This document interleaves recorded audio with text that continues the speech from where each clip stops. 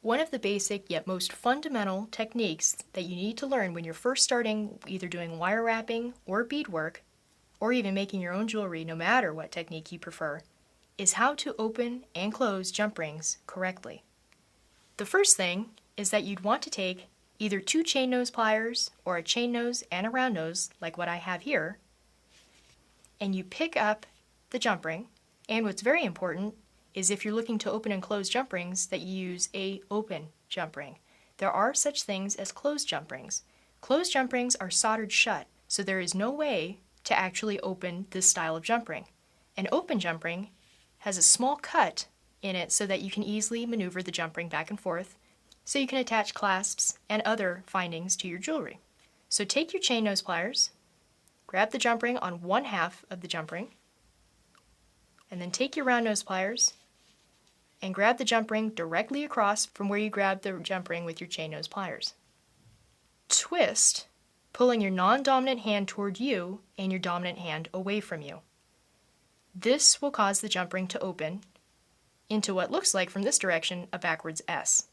To close a jump ring, you would have your open jump ring like so, and you just reverse the process. Bring your dominant hand towards you and your non-dominant hand away from you. Go back and forth until you can feel and hear both sides of the jump ring meeting up with one another. This means that the space between both halves of the jump ring is getting smaller and smaller with each pass. Eventually, it will get so close that you won't be able to move the jump ring back and forth. This is when you want to stop. Now, what do you not want to do when it comes to opening up a jump ring?